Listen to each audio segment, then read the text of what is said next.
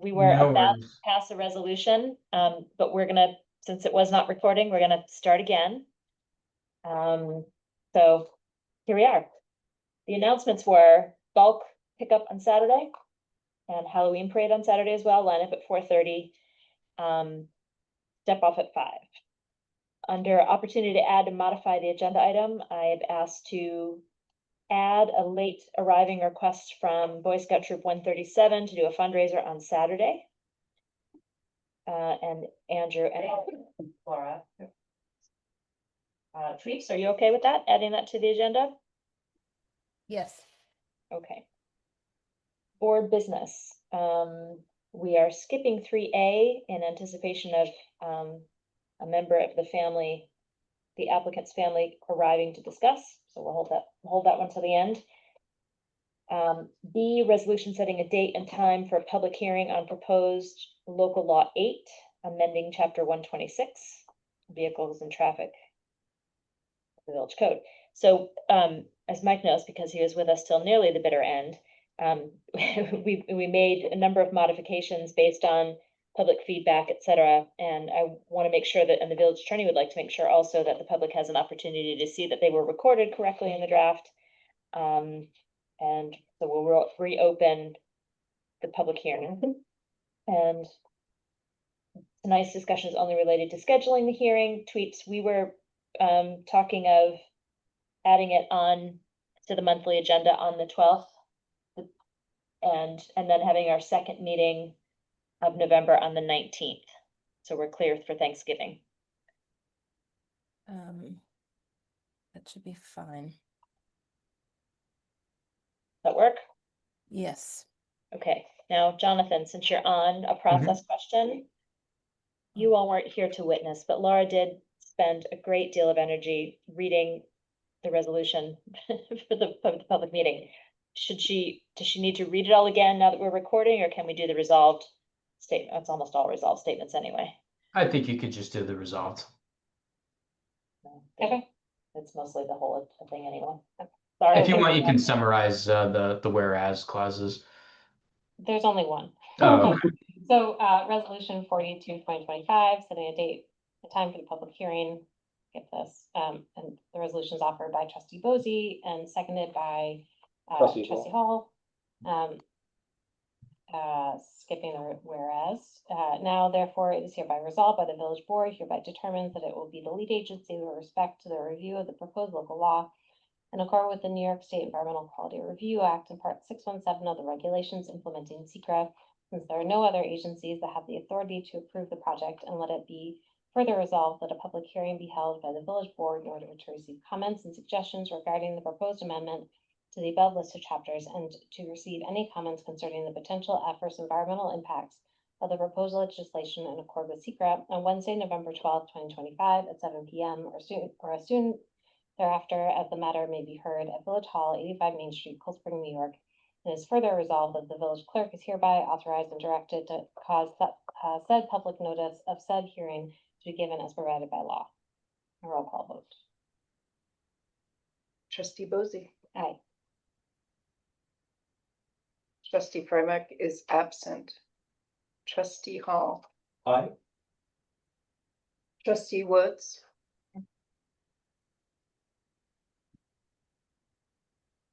Do we have your tweets? Oh, I'm here. Can you not hear me? Now we can. Yes. Your vote for the resolution to schedule a public hearing. Aye. Thank you. Mayor Foley. I vote. Okay, so the hearing will be held on November 12th and will be noticed. We will work on that tomorrow. Happy to be Mr. O'Connell. No. No, I have. Mayor Foley. Mayor Foley. I recognized you, but go ahead. I received a text message just now from the O'Connells. It was Erica. She said that she had spoken to you today. And so he's not going to come. They are okay with moving forward with using the green. As again, this is meant to be a casual, small thing. Many thanks. Okay, so when we last met, this family had asked to have, we have the application in front of us, a baby blessing. A bandstand with Agenda item 3A. 3A, yes, with tables and food and chairs and, the board, went in discussion last week, thought that was just too much with the crowds that we have on the dock, and at the bandstand on the weekends, and so we suggested that they shift over to the green space. And apparently they have now said that's acceptable to them. Okay, so, Thank you, Lily. yes, thank you for catching that text coming in. Does that include tables as well? Yes, but it would be over in between the dock and dockside. I think we'll have to, not dockside, the boat club. So we'll just have to be mindful of where they. They're not blocking, Okay. et cetera. I have no problem that day. I can go down there and check that. Okay. Are we going to refund them any or all of their? Since we don't usually rent out the green area, Right. so, but at the same time, they have used village time. Yeah. I So- mean, if they're still using the park in which the bandstand is situated, I would still charge the fee. You've spent time on it, I've spent time on it. And that's a note for future is we should have bandstand / waterfront park on the application. One permit at a time. Application at a time. Okay. Further discussion before we make a motion? I mean, I did in terms of just keeping the space separate, whether you could rope it off in any way or any way to. I don't do that. That is a really bad precedent. They want to use a public park, we're allowing them to use a public park.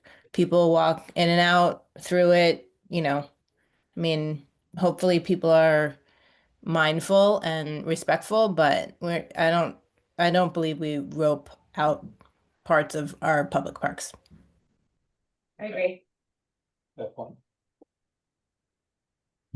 Okay, so I would make a motion to approve the event as amended, and that amendment means that it will move from bandstand and the loop to the green between the dock and boat club.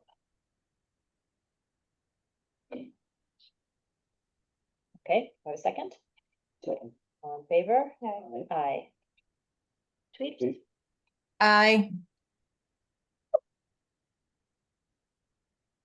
Your voice is coming across a normal tone when you're speaking, but then when you give an eye, it's hearty.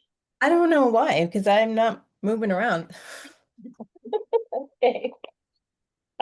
Next, we have Jonathan DeJoy with us, one of the village attorneys. He's also attorney to the planning board, to talk us through the recommendations the planning board has made related to parking waivers for 1 Depot Square and 37 Main Street.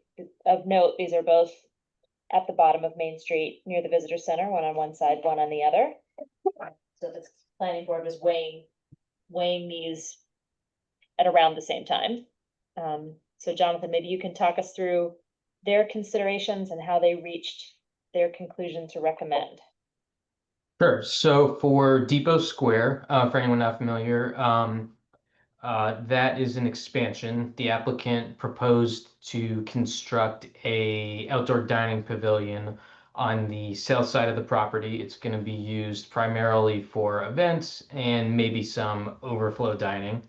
And as a result of that expansion, the applicant needs an additional 14 spaces. So the current parking at Depot Square is a little complicated, but more or less, they can't provide any more off-street parking than they already have. And I have the board's letter here. Give me 1 second. We have it also. Oh, okay. So as you know, for every application, the board kind of gives their reasons for why this particular application warrants parking waivers. And I think in this case, the board focused on the fact that there already, even though it's busy, there is parking down near Depot Square. On the opposite side of the restaurant, there is some space used by employees. It doesn't count as parking spaces under the code's definition because it's not big enough, but there are, I think, 5 or 6 spaces that employees use to park where, somebody pulls in and then they get blocked in by the other employees. So it's not off-street parking that would ever work for customers, but the code doesn't differentiate between parking for customers and parking for employees. So for all practical purposes, they do have a little bit more parking than would be recognized by the code. And then on top of that, they have or are working on some kind of an agreement with the MTA to use a portion of property that the MTA owns down near the restaurant for even more employee parking. So I think between those factors, the board felt that it was appropriate for the village board to grant the waivers if so inclined. To the north, they're talking with MTA about property to the north? That's my understanding, yeah. I don't think it's a lot of property. And it wouldn't be property that they're buying or anything like that. It would be some kind of agreement to use MTA property. Interesting. Like extending the employee parking area? Yeah, as from what I understand, it wouldn't involve any construction or physical changes. There's just some small piece of property where that's adjacent to the depot's property where they could park a few more cars. Right by the cliff. Interesting, okay.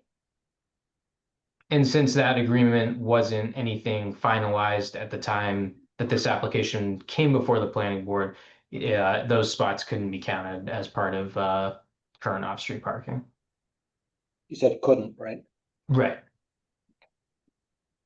I mean, I think that you have to think about it that way in any case, because we have certainly been told by Metro North that their property is not available within 25 feet of the tracks. So it's interesting to me that they might be entertaining a parking question there.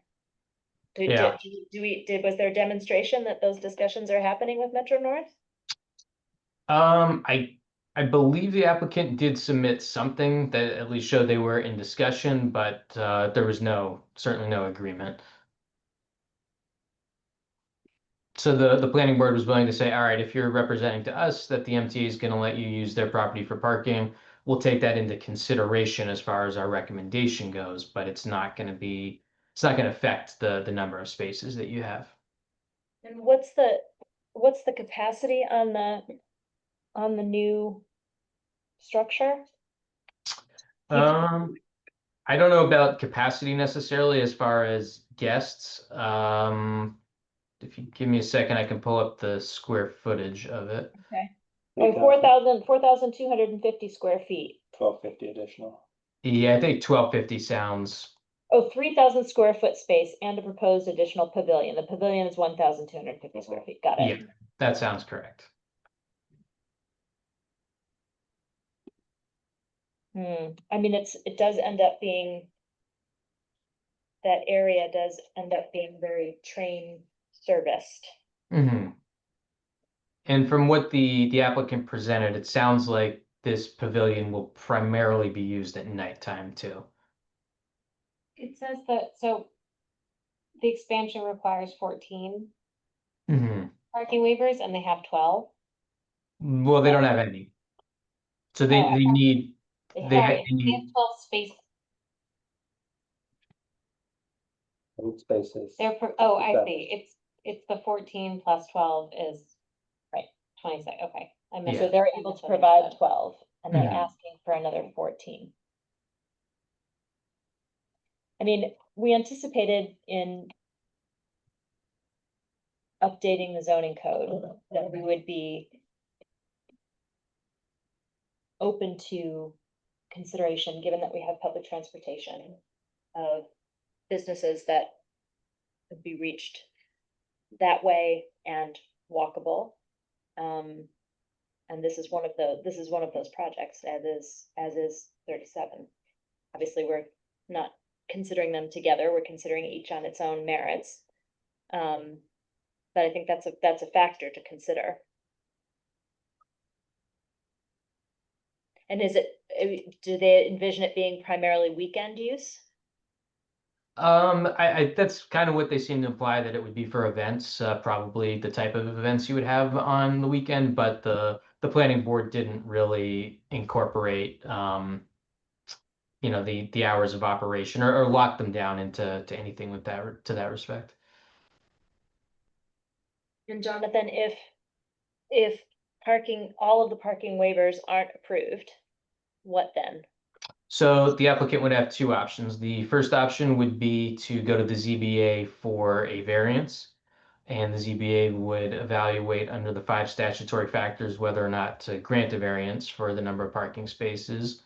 If they declined to grant a variance for all 14 spaces, or the applicant didn't want to go to the ZBA, then their alternative would be to reduce the scale of the expansion. Which would mean, in effect, starting the process again for them. Mhm. Thoughts on the part of other trustees? I have thoughts, but, Go ahead.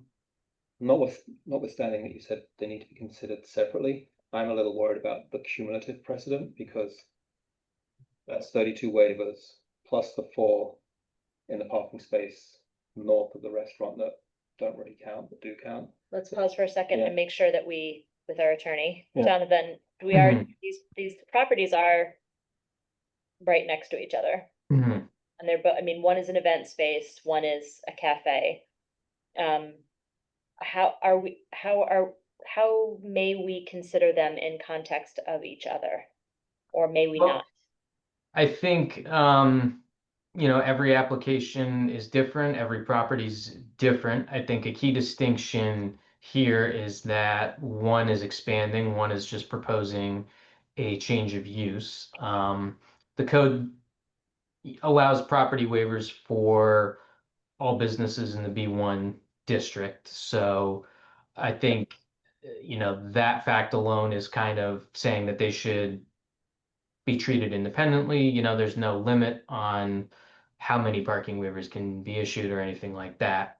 So I think you have to look at each application in the abstract. Thank you.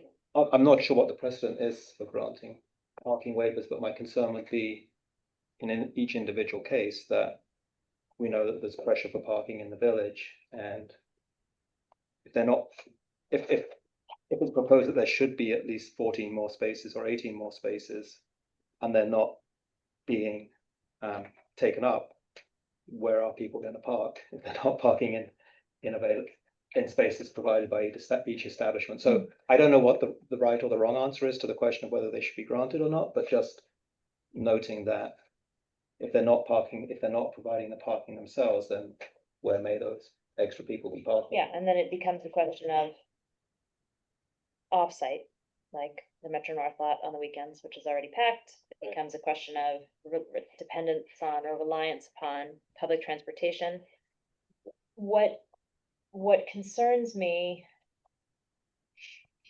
I have similar concerns, and even just looking at One Depot. Jonathan, my concern is that it is a more intensive use around, if it's meant to be an event space, it's an intensive use for a period of time, right? Yeah. And so when there are weddings at Hudson House, there's the availability of the lot down there or Metro North. There's no parking right at the site for that. They have a lease. This kind of gets us back to a 40 Main question, doesn't it? Mhm. Yeah. I mean, I think there's definitely a distinction That's- between some of the waivers you've granted in the past that were for businesses that had customers in and out, that were stopping in on their way to the train, and other uses where people are there for hours or the whole day. Yeah, and that's what got us into discussion with 40 Main regarding renting. That was to be a business, an office space initially, Right. as it was initially proposed. It has become something very different. And the waivers, it was a combined agreement of waivers and rented spaces on the municipal lot. The balance of that was that it would be office hours. Mhm. The largest numbers of people would be in office hours, but you can imagine an event space becoming just a nightmare, especially in the fall. Yeah, and I think another consideration too is expansion versus change of use. Obviously the village doesn't want vacant buildings just because there's nowhere to park, but maybe as a matter of policy, the village doesn't want to see significant expansion that creates new parking problems. And maybe the next question I have, that's a very good point. Mhm. And I'm not sure if the question I need to ask you is a question we need to take advice of counsel on. In fact, I am inclined to enter session to take counsel, a closed session to take counsel. Sure. So if you want to make a motion for that, Yep, we that's what I'm can. doing. So I would like to make a motion to enter closed session to seek advice of counsel. Second. All in favor? Aye. Aye.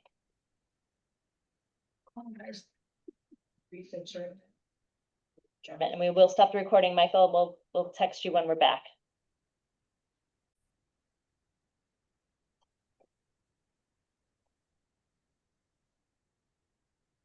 We have Mr. Paconis. I'm gonna let him, he had to leave, and I will text him now to let him know. Okay.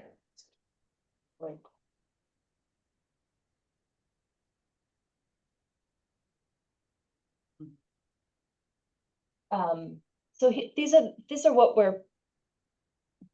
we are obviously thinking about both of these projects independently and in a way cumulatively, because the impacts are cumulative in the village. And we'd like to hear more from you about program, et cetera, so we can have a context in which to consider. I mean, you've gone through the loops with the planning board and the zoning board, and you've made your case. We have the unenviable job of talking about parking. And it would help us to get some perspective on what you're thinking about use and what you're thinking overall with the project. Yeah. Happy to go all the way into, like, I've got the whole PowerPoint visual, and I can go through all that, or I can give a verbal narrative, and then if needed. How's that? Well, we'll start with that. Do you want me to pop up front or? Okay. And so I don't think we've all met. Yeah, I'll formally introduce myself, Brian Tormey, owner of 37 Main Street. Yep, I can go that way.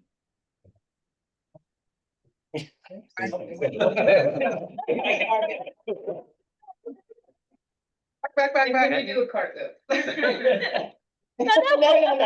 Probably the middle chair is really good. That's perfect, There we thank you go. very much, appreciate it. And Andrew Hall, have you, and Nice to meet you. Laura Bosey, our Yeah. clerk, Marjorie Gage, you've met. Yeah. And Tweet Tweets. was on. Oh, this is online, sorry.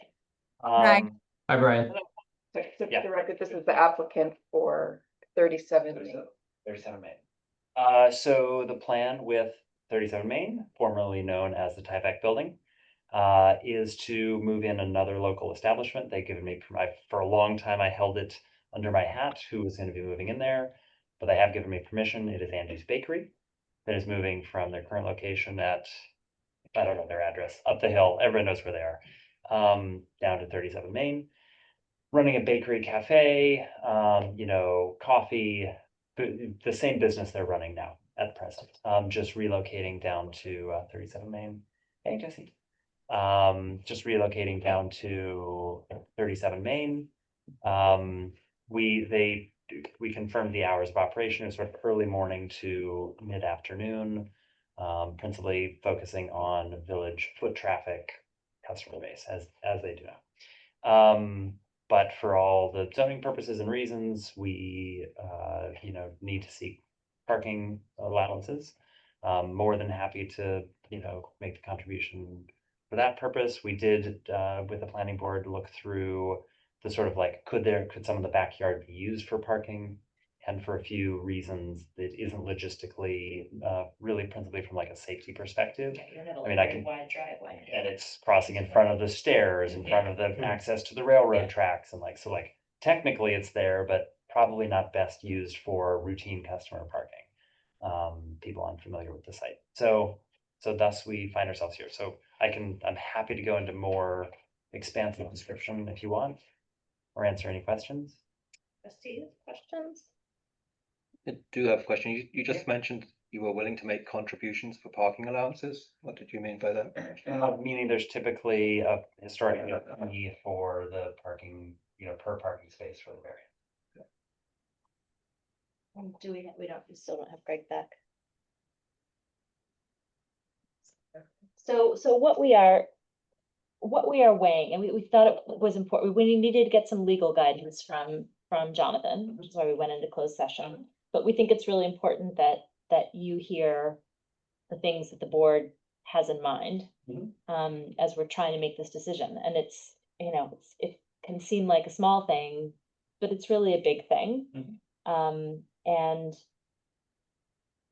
the legislative intent of the waivers, I'm not sure that the board that adopted them considered a time.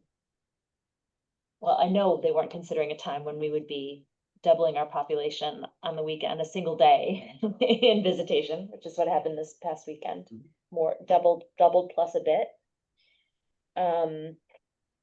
And I don't think they were thinking about, I know they weren't thinking about larger scale projects that will require this kind of numbers of parking. People didn't think about Main Street necessarily as a draw of that many cars to individual businesses. So there's the background and there's the physical reality of the village that we live in, and that the parking waivers don't actually help us. It's cash in the door, not very much, as it was structured in the past, but it doesn't actually get us closer to solving the problem. So we asked Jesse joined us, and we asked him to come in and sort of be part of the conversation so the trustees could ask him the planning board's perspective on different elements of this decision. We want to be mindful that as we make the decision for you and for One Depot, that we're thinking long range and we're understanding precedent, and understanding impacts. Is that a fair assessment, Jonathan? Yeah, I think so. So you had questions that you in particular wanted to ask. You had in mind to ask Jesse. Yeah. When we continue the conversation. Does the planning board have a mechanism for thinking about cumulative impact of businesses, or is it really looking at site plan and kind of looking at projects in isolation? Certainly not a mechanism. I think there are things that kind of escalate to be common concerns because they are kind of known to be systemically weighed on the village. A stormwater mitigation is one of those. ADA access is one of those.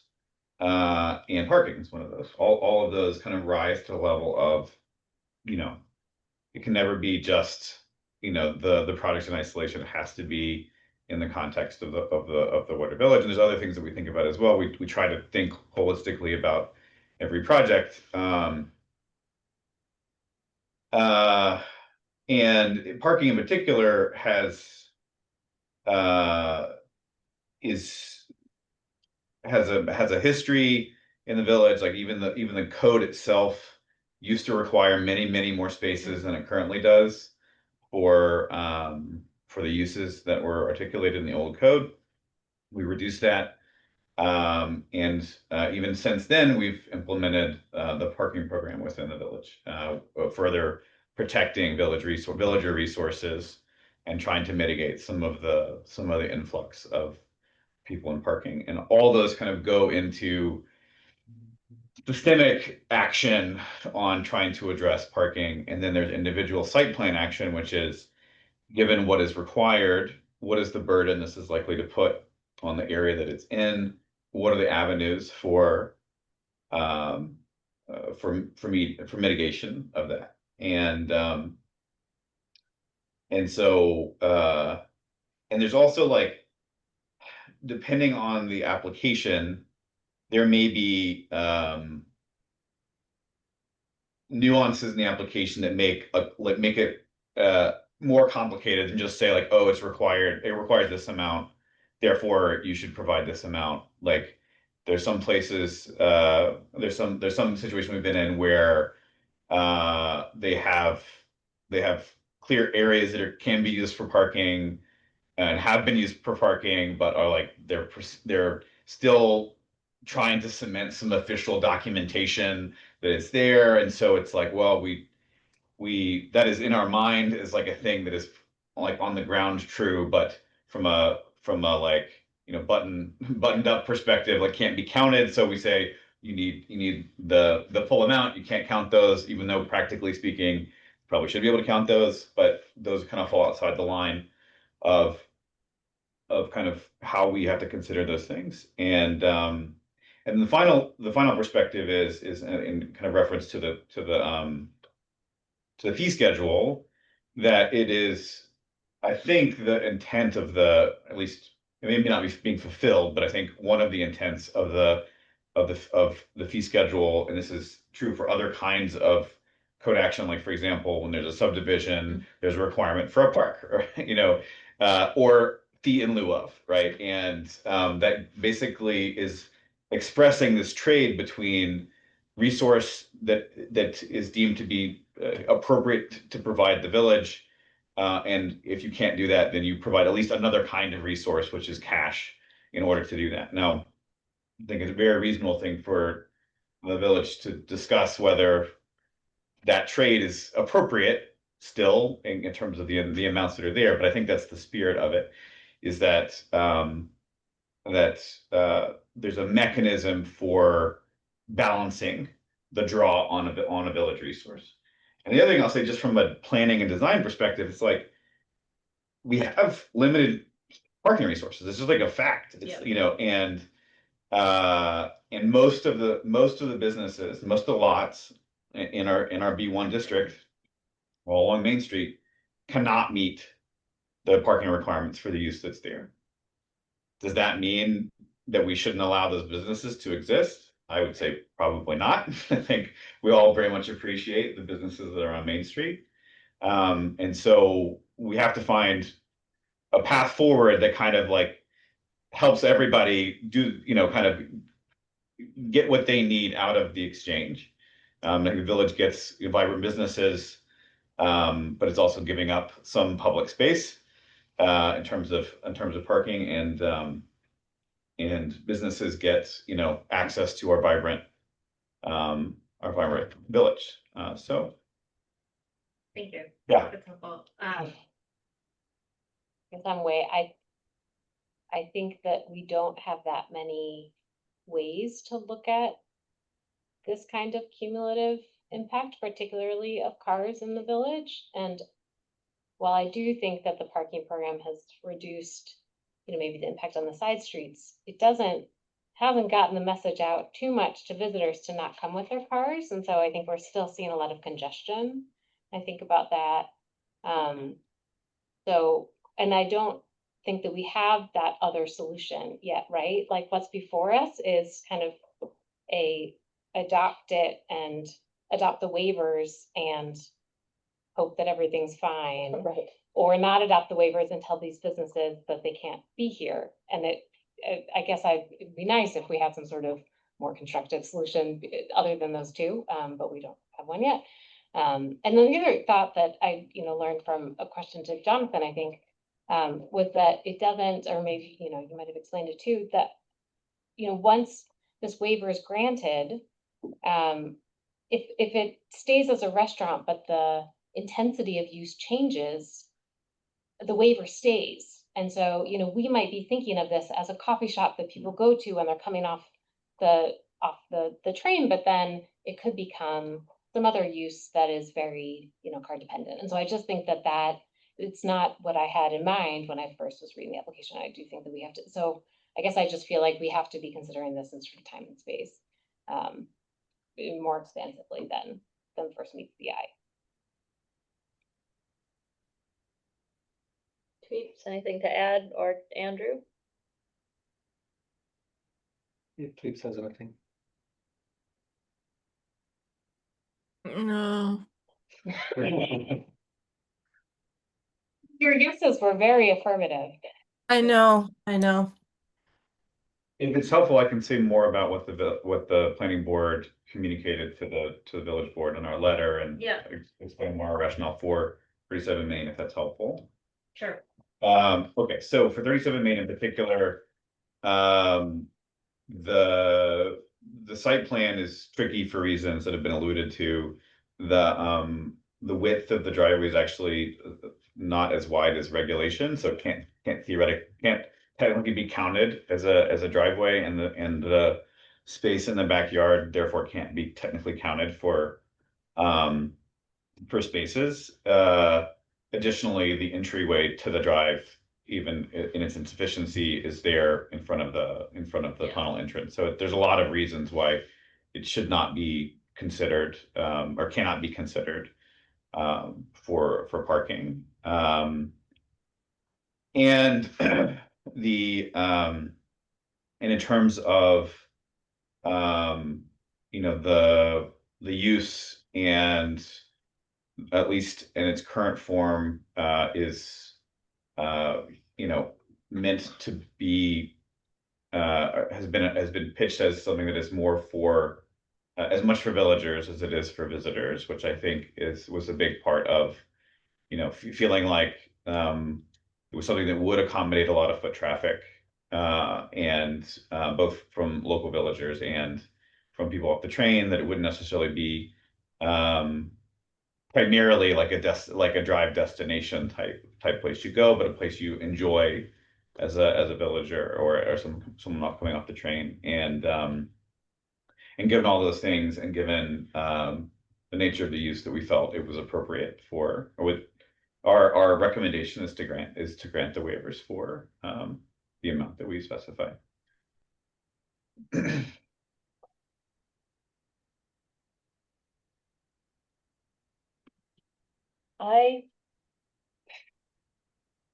My head is struggling with this, because there's the concept and there's the reality. And we know that we collectively, we went through a lot together to update the zoning code and try to I don't want to say drive, try to encourage a more pedestrian lifestyle, and to try to discourage arrivals by car as much as possible. We're in the process of trying those things, right? We know we have, it's an uphill battle with popularity, but we know that there are things where we've yet to do to try to make it better.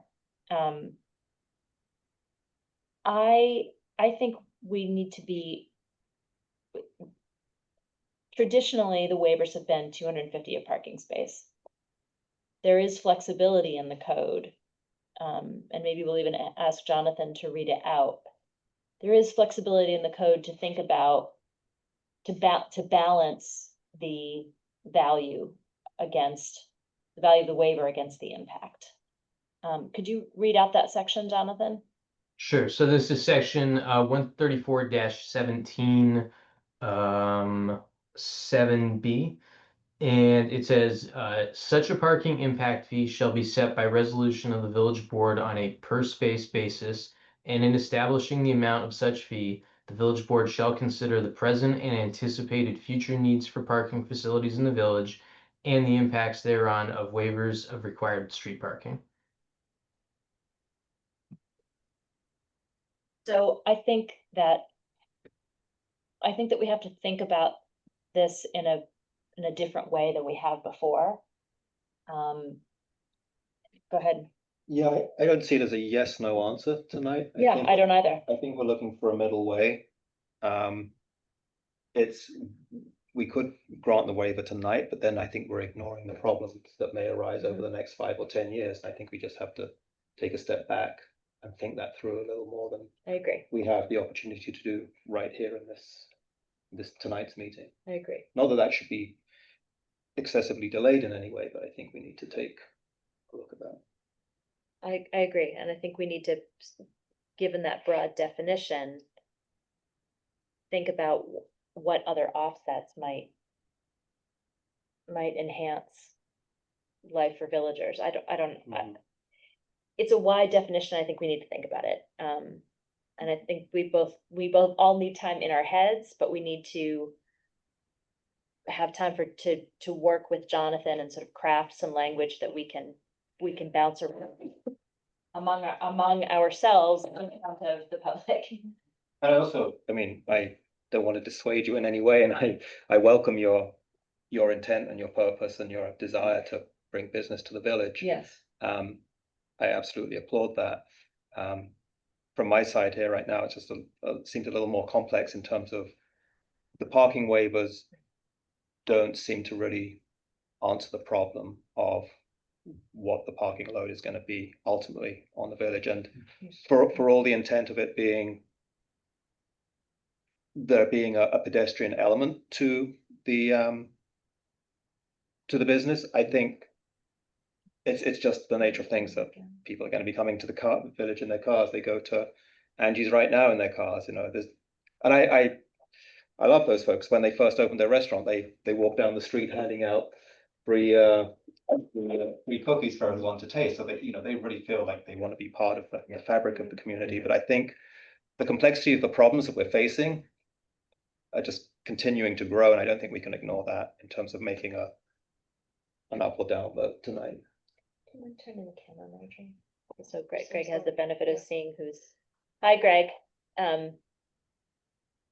We'll sort of summarize where we have been, which is thinking about the purpose of the parking waivers, what they're intended to offset, what they actually offset, recognizing that, as Andrew has said, we want to find middle ground that allows entrepreneurial efforts in the village to flourish, and balance quality of life. So we're not making a decision tonight. We've been speaking with Jonathan and Jesse. St. Charles is here from the planning board. We've been talking about different approaches to impact mitigation. I think we all need to sit with it. We need to do a little research, and determine if there is a way to get to a good yes that balances. So we need some time. And it's not an endless amount of time, but we need some time for Jonathan to work on a draft and for us to bounce ideas in our own heads and here with all of you in public. Okay. You're thinking about this being used as on a daily basis, or because Can we ask Greg to also Absolutely. explain could you explain the proposed project a little bit and the pavilion, its planned use, what season? yeah, I mean it's a greenhouse. It's gonna be 25 by 50. It's mainly an event space, just to be able to have a group of people, because we haven't been able to do that. So it's just adding special event space for us. And most of the time, we think that, you know, you have rehearsal dinners, they're going to be busing in, or it's me on the weekends, they can use the train station. So I don't, it's not going to be an everyday impact to the village. Is it a seasonal use or will it be heated? No, it will be heated. So it's a year-round use. Yes. And when you say greenhouse, you mean it's a glass structure? Yes. And how many people does it fit, or how many people is it proposed to fit? About 75. So Right. 75, and it's an event space. So while it's not, you know, an everyday, necessarily like a Monday day, it is a heavy on the weekends, obviously peak weekends, which our peak weekends generally in Cold Spring, right? I mean, like beautiful, the fall, Yeah. the sort of the typical time that people have events past, you know, while people do have events in March, I would think that most people want to do things like that from summer to November, right? Yeah. I don't know. I mean, my first thought with this is, and we went through it with the planning board with 3 separate meetings. The parking on Depot Square is kind of unique to other places in the village because we have a parking agreement, but there's a lot of spaces on property I own that I'm not allowed to use or claim. So I don't know if it's the same situation. Maybe you could tell me. That's worth pausing, Greg, to have Jonathan explain your application required some archival research to understand the street, which has traditionally been referred to as a private street. Jonathan, can you talk with us about what the record demonstrates? Sure, and I don't want to misspeak because I don't have any of that in front of me and I haven't reviewed it lately, but more or less Depot Square, the road is shown as being on a private tax parcel, but there is a public right-of-way that encompasses essentially all of the roadway and the parking on either side. And then on top of that, the street has been used as a public street for decades. Now, somewhere along the way, 9 of the spots in front of the Depot restaurant were limited to Depot customers. It's not really clear from what is available in the archives when that happened or exactly why. But the fact is those 9 spots are limited to Depot customers. And because of that, the planning board chose to treat those 9 as off-street parking without going any further and making any kind of determination as to the legal status of those. It just said for the purposes of the planning board application that it would treat these 9 spots as off-street. The important distinction there being that they needed to be considered off-street, even though from a legal perspective, they are on-street because of the definition, the actual like the boundary definitions of the public right of way is sidewalk to building. So they technically all fall literally in the street. So the code demands off-street parking, which they are not because they are literally in the street, but because of prior use, we said those 9 made senses. You were trying to find a balance between the physical reality and previous use. Yeah, okay. I'll say additionally, there is parking to the, I guess, north, and a lot that has been used for parking that is technically owned by the MTA. Greg, did you end up formalizing that agreement since? And it doesn't matter in terms of the number of waivers that are required here, but I think it might be useful for the village board. I mean, getting anything out of the MTA, I think you all know that's possible. You at least had a letter of intent when you came before our board. Yeah, and I mean, and they're also cashing my checks. So, yeah. I mean, that's been the agreement for I don't know how long, but certainly 30 years. But that's not for the park. Cashing your checks is for the space between the building and the tracks, right? Not for the parking lot? Right. Well, so if you don't count the space that I licensed from the MTA, it takes away a couple. So I would have had probably 5 or 6 more spots if I could use that, whatever it is, 6 foot of the parking lot. So it depends on how you want to look at it. But I certainly have used it for parking since I've been here and way before that. But are they committing to you that going forward? What I think let's make sure we're talking about the same thing. Yes, they have about the area to the north, past your kitchen and up to the cliffside, right? Correct. Yes. And I have emails of their intent to have a new agreement, but That's been 3 years now working. So I also know that the previous agreement wasn't signed in 2007. So this has all been operating that way. Go ahead. Greg, this is Andrew Hall. Are you assuring the board that the pavilion is exclusively for events? Or say on a Saturday when you've got people lined up in the street and there's no event on, are you going to be seating people in there? Well, I don't want to say exclusively if I want to tie my hands, but this weekend coming up is a perfect example. I don't seat the inside because if I do that, the kitchen falls apart and we can't handle it. I've done that a couple times and learned my lesson. So while yes, I would say technically I would allow for that, but I've never even used all the space I have now. I didn't hear what you said. You don't what? Seating? So I don't seat the dining room if I'm fully seating the patio. So if you come into the restaurant on Saturday, the patio will be packed and there might be one or two good things going on inside, but I don't seat inside because the kitchen can't handle it. I see. But so could you theoretically use the pavilion space as an overflow space outside on a busy weekend? But I mean, it'd still be closed, but it's not that this outside seating is limited. It's that my kitchen can't handle it. Oh, okay.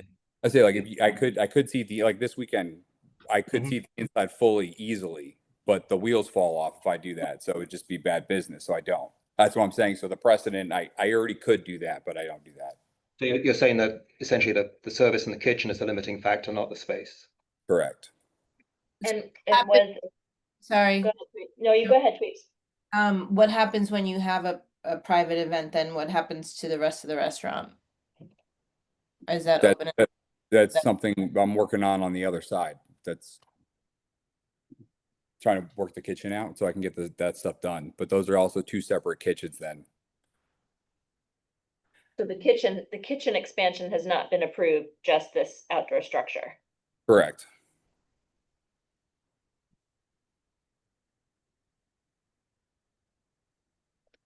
I would like to touch back on the Depot Square issue because the 50-foot right of way, from my understanding, was originally put in, I think it was the 1840s. I don't know. Can you confirm that?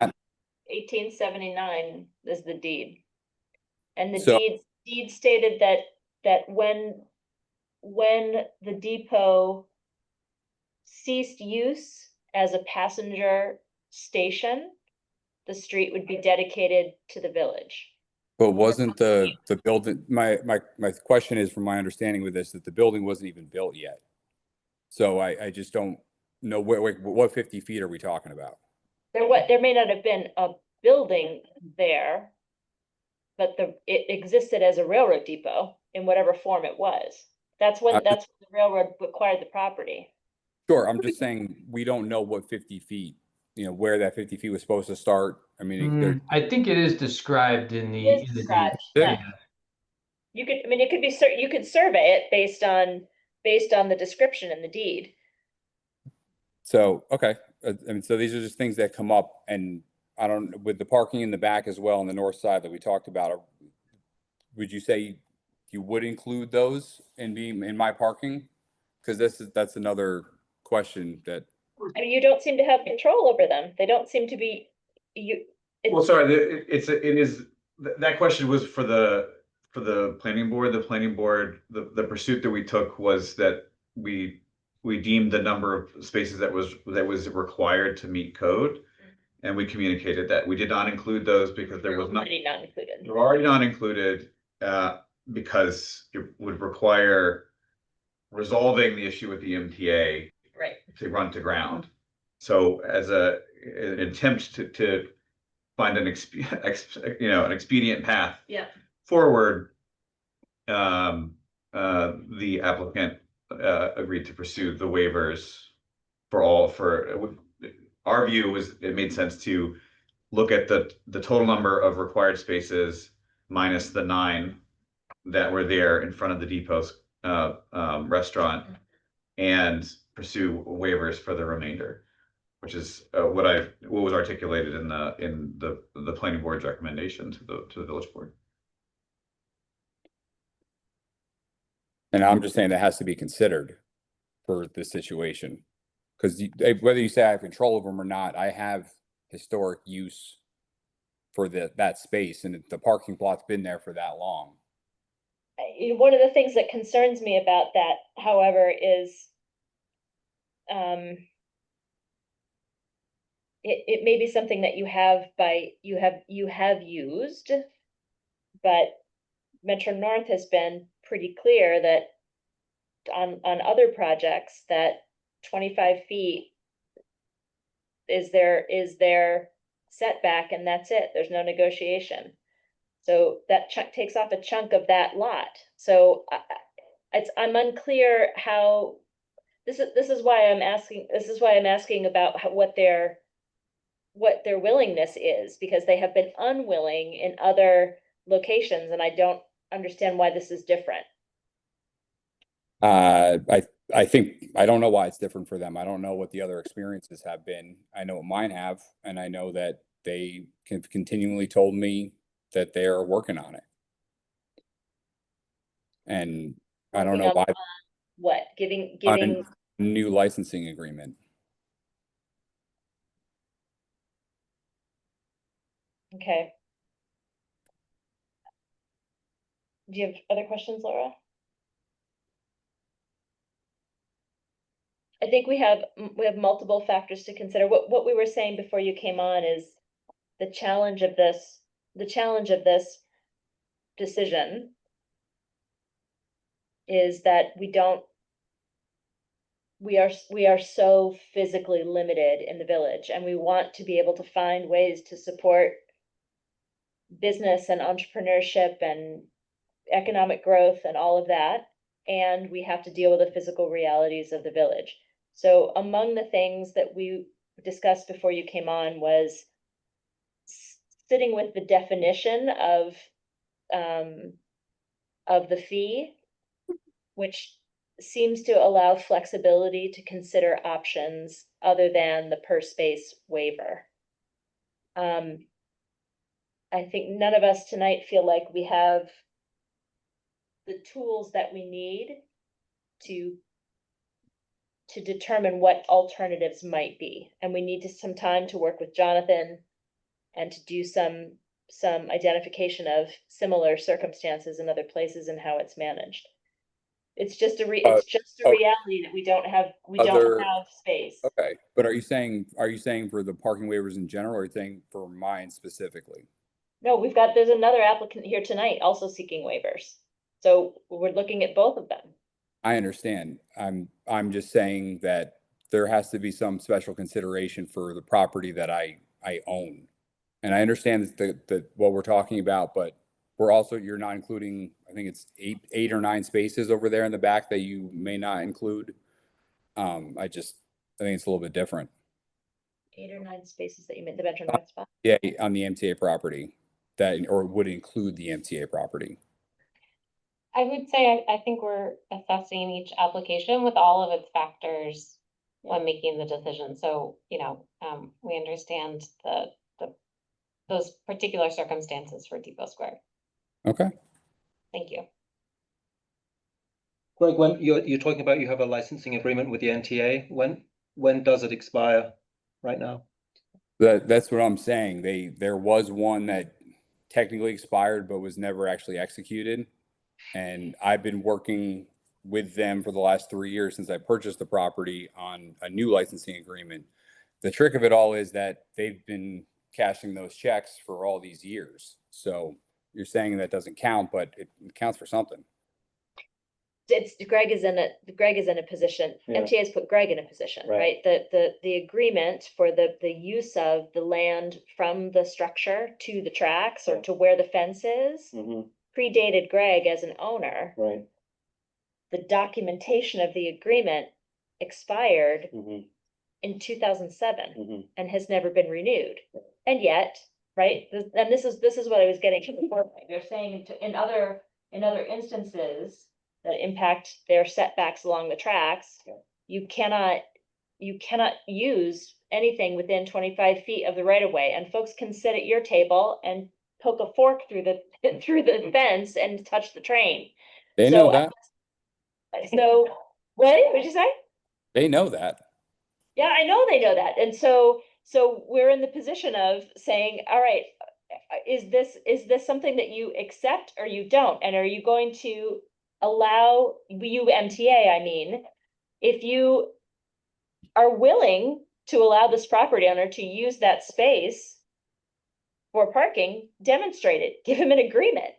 So if we enter an agreement based on the concept that that space is available to you, and then a year from now, MTA says, nope, you're out. Then we have made decisions about parking based around space you don't control. Jonathan, am I articulating? Is there a better way to articulate what I'm saying? No, I think that's exactly right, and that's why the planning board couldn't count these spots as off-street parking. In addition to the fact too that I think some of them wouldn't meet the dimensional requirements either. If you're double parking cars, then that doesn't count as a separate parking space. Okay. So we need to sit with it and think about it and figure out what we can come up with to move you forward. Okay. But Jesse is raising his hand. And Greg, it may be useful for you to forward that email thread you have with the MTA where they represent what their intent is. Okay. That was very helpful for the planning board. So it might be useful for you to forward that to the village board. that would be fantastic. You don't have that? Okay. I thought once it goes into a file or something. Okay. Yeah, I can get that for you. Would add to the minute. We would add to the minute. We'll add it to the minutes from that planning board and for this board as well. So you will get it. Is it something that Abigail has? I think so, but I'm mostly just trying to avoid.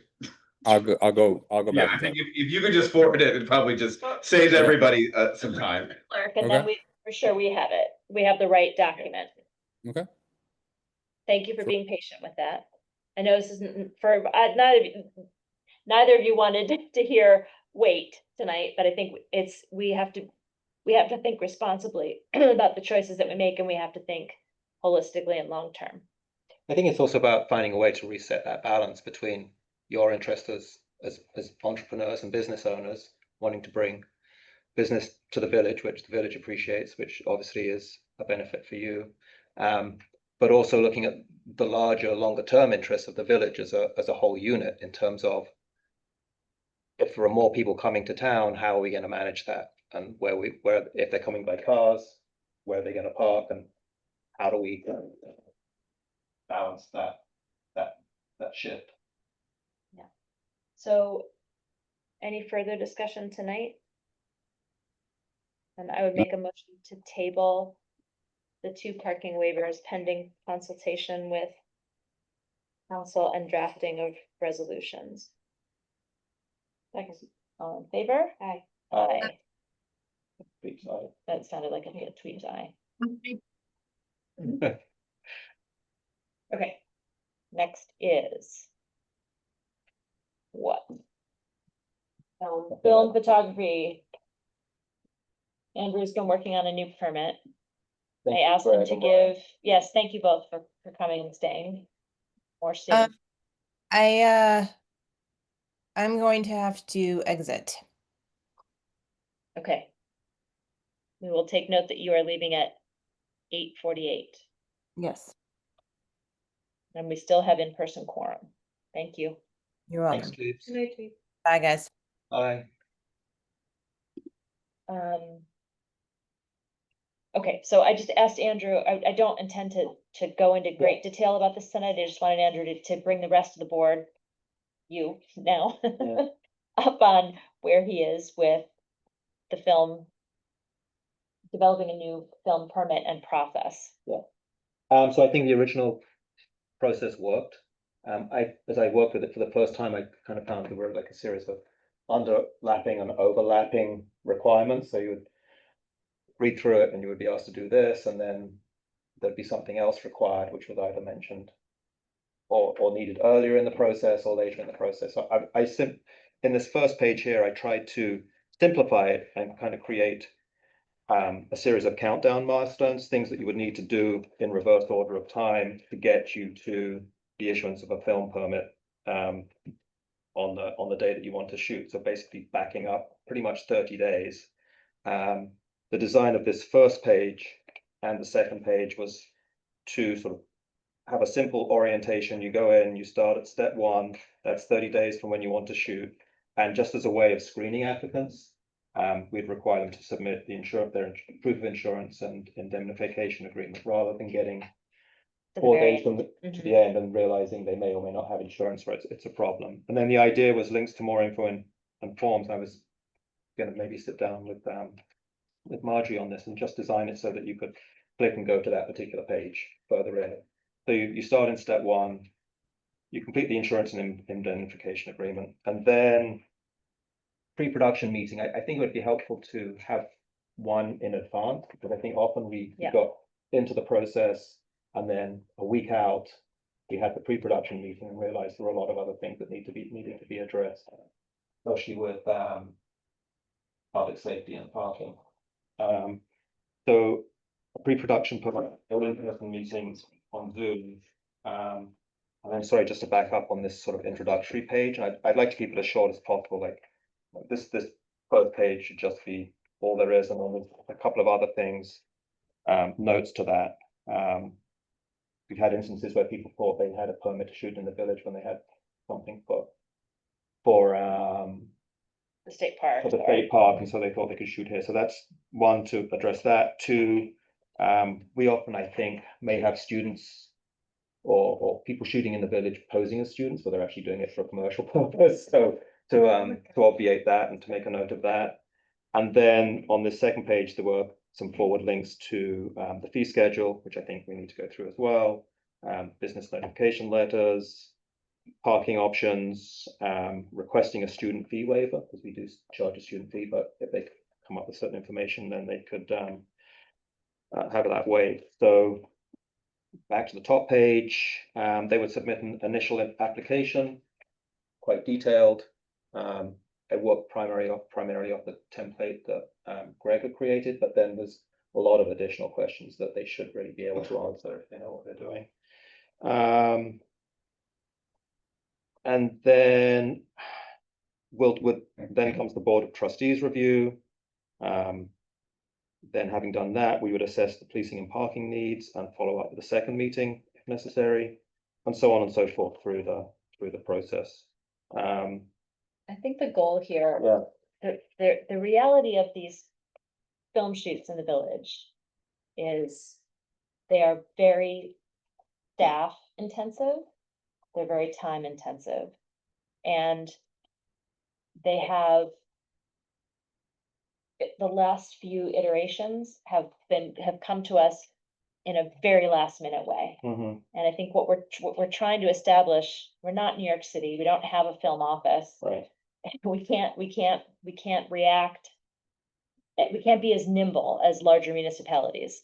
And so trying to set sort of a process and culture that says, we want you here to film, but you've got to be able to work on a timetable that we can manage. Right. Make sure that we can get officers on board, et cetera.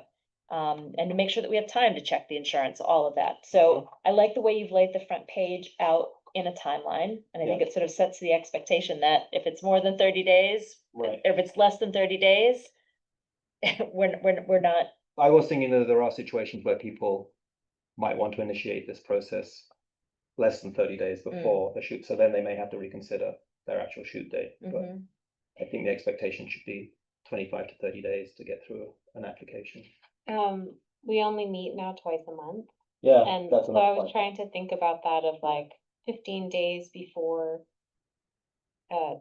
like, I didn't look at a calendar to try to figure out whether if you're only meeting twice a month, depending on when they start, whether they could actually complete the process. Yeah, I thought about that. So I put in three meetings a month. Yeah, I mean, we can't say, if we need, the board can always can notice a public meeting and have a business meeting if we need to. You know, they will undoubtedly, some of them will undoubtedly fall outside of our schedule. But I think the idea is to get it as consistent and regular and smooth as possible, so it Mhm. doesn't take over the entirety of Village Hall for the 2 weeks Yeah. before. I think a couple of other things too is one to really be clear about the use of the municipal lot and what our fee structure is for that. I know we had a bit of a conversation with Michelle at one point. Mhm. Creating an estimate of what the value of half of the parking lot was for a day. So really having that formula and that number pinned down. But also we talk about issuing film permits at different bands of crew size, 5 or fewer, 6 to 15, fit more than 15. But I think we could put in a couple of extra tiers in there because some of the crews we've had coming through have been 35 plus, right? Mhm. So I think we really need to take that into account in terms of the fee structure. And the goal here is to, look, the village has to raise revenue in one way or another, Mhm. right? Whether it's films, parking, taxes, other revenue sources. We've got to raise revenue, but we have to raise it in a way that doesn't cost too much, if that Right. makes sense, both on a quality of life perspective, but also, are we actually covering the costs of the police department? The Marjorie's time, the attorney's time, Yeah. et cetera. So And that's what we're trying to get toward. I think people who, for instance, come here from the city don't actually realize that because a lot of those costs are covered by city government. They're just Mhm. paying a film fee. And even when you have huge multi-million-dollar 500 plus crews shooting on the streets of Manhattan, their parking permits are granted, yet they're not actually paying the underlying cost of that. It goes Mhm. with the film permit, and the film permits themselves aren't actually that much, like 500 a day or something like that. Mm. So we're not in that position because we're having to use our own resources from the police department to cover Mhm. extra officers on duty. We have our own staff expenses we're covering because it's taking their time away from the other things that they would ordinarily Right. be doing, because we don't have a dedicated staff to do film permits. So as you say, that has to be factored into what the ultimate permit fee is for any given shoot. And I think it's going to be more than most people are used to paying in cities and other venues. On the other hand, we have our streetscape Right. is an asset. Mhm. And there's a reason people want to film Mhm. here. Mhm. Because it has character that most places don't. Yeah. And they're looking for a particular thing. Yeah. Particular ambiance, we've got it. And so we have to make sure that we're treating it as an asset. Right. In terms of moving forward, if you all have input and notes, I'm happy to Great. take those on board. And also, perhaps I could sit with you, Marjorie, and just go through it and try and clean it up and make the links work and so forth, and make it easier to navigate through it. And you've got contract experience that I think will be helpful for the conversation as well. Yeah. Don't be, this is just that I've marked every page. It doesn't mean there's a lot to say on every page. Okay. Thank you. Thank you. So let us know when you're ready for next conversation. Okay. The next is discussion and approval winter parking permits for village residents. And confirming the winter parking period of November 15th through April 15th, in November 15th, 2025 through April 15th, 2026. So Marjorie, you're looking for 2 votes here, right? Not necessarily. You can just approve the rules and regulations and the permitting process as it's been laid out. It's really just a carryover from last year. Well, and the permits are 40, right? For the winter? $40, and we have, The same as last year. oh, it's right in front of So me. that's $40 and people can park. They have unlimited parking in the There's municipal lot? not unlimited parking. There is a set amount of a limited number Of of permits. permits. So having- I think they're 25. But I haven't got a permit. I could park my car there from November 15th through April 15th. and It's that's it. winter parking when there's Oh, when there's a when there's winter. no Okay. on-street parking. Right, and it's first come, first served on the 24, what is it, 25? Mhm. Whatever, 24. 24 permits. permits. Schedule. Michelle, are we? Yeah, I'm I had written, and I don't see it here, I had written a draft that was clearer on communications beyond the 747-7669 line. So, Do you want to amend the yeah, if we could just, copy right in do front that. of you right now? no. No, because it was a larger draft. I mean, it's basically that nothing changed in terms of process. It was providing more options for people to learn about public parking, about off-street parking. What am I saying? No street parking. It will be posted to the website. It will be posted to the website and we'll blast it out to people. So I think what we can approve from this, it's Mhm. fine, but I just want to do some edits to Mhm. make it clear. So someone want to make the motion to approve sale of winter parking permits and declare April, I'm making the motion. April, November 15th, 2025 through April 15th, 2026. 24 permits available at a cost of $40. First come, first served basis. That's my motion. After a long night. Second. All in favor? Aye. So I'll make sure that that text makes its way to you. Next, is our board schedule. I think we've already resolved November by choosing the 12th, the 12th and the 19th. And then December, our monthly meeting is the 10th. The next would fall on Christmas Eve. We don't want to do that. We will need to have a second meeting for bill paying. So I would propose, would the 18th work? I don't know when people are traveling. The 18th is the Thursday before Christmas. So that would work for me. I don't think we have to decide tonight. We don't, think but we're- I'm making sure that it's not something that's prohibitive. The 17th? The 18th is a Thursday. Oh, meet during the day? I'm sorry. So if we meet on the 10th, we can do it in the evening on Wednesday, but I was suggesting if we're, at that point of the year, we're normally just doing bills, etc. We're not taking up new business. Yep. That close to Christmas. As long as I can, Okay. pending work schedule. So we'll call it the 10th and 17th now with, if needed, in terms of Michelle's bill prep schedule before Christmas, potentially a daytime business meeting that week. Good? Okay.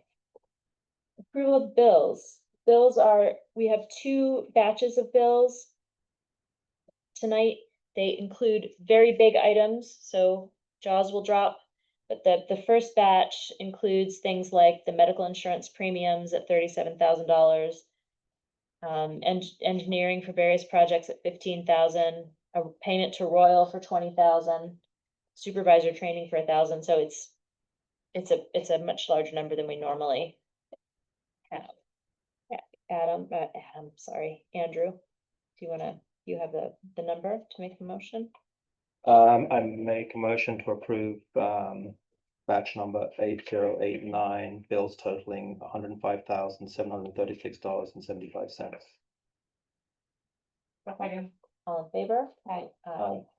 And the next is the next payment for Fair Street for the FEMA recovery project, $574,187.46. And as a reminder, this is a project that we are bonding and getting reimbursement from FEMA. Laura, you want to move the batch? So moved. Batch 8090 in the amount of $574,187.47. Second? Second. All in favor? Acceptance of previous meetings so that we can get caught up on the website. I would make a motion to approve the clerk's minutes, accept the clerk's minutes of August 7th, 2024, September 25th, 2024, March 19th, 2025, assuming there are no modifications needed. Second. All in favor? Aye. Aye. Okay, now you all can go home. We, however, have another executive session. Oh, Boy Scouts. Boy And Scouts. also, oh, yeah. Hang on. So the Boy Scouts asked to sell cookies and lemonade on Saturday as a fundraiser. They asked, yeah, that's a no-go this weekend, obviously. I thought about either in front of Village Hall, then I got concerned about how packed the sidewalks are and having anything out there. Reached out to the firehouse and they are willing to host the boys in the lot as they've done for other Haldane teams. That's great. Okay, so Sounds good. then we would make a motion to approve the Boy Scouts to sell at the firehouse on Saturday from 10 to 2. Second. All in favor? Aye. Okay. So now I'm going to text the other attorney and tell her we are ready for her. Thanks, Jonathan. Yes. Well, Jonathan, is there anything else that you need from us tonight? Nope, I don't think so. May I ask a question? Yes. My question is related to the parking waivers, and my question is there anything that the trustees or Jonathan or the clerk would benefit from or appreciate in advance? Is there anything I can put together or prepare to help you in your thought process? Thanks for offering the question. I don't have an answer right in this moment, Yeah. but we'll follow up with you. Yeah. Yeah, Great, thank you. Thank you. Thanks for coming, Jeffy. Thanks in person. sitting through the entire meeting. Experience. Okay, so I'm making a motion to enter executive session to discuss the employment history of an individual. Second. All in favor? Aye. Aye. And we'll just. Night, put the Lillian. Attorney All on. right. Then. Take care, everyone. Thank you very much for your help. That was not Yeah. easy. You got it. And we'll be in touch on the Yep, resolutions. we'll follow up. All right. Thank you. Okay, and now we're Still waiting. recording. Melissa. We're in a closed session to seek advice of counsel on related to employment of an individual. I made a motion at 9:48 to exit. Trustee Bozie seconded. We voted unanimously to exit. And now I'm making a motion to adjourn. Second. Andrew is seconding. All in favor? Aye. Aye. Aye.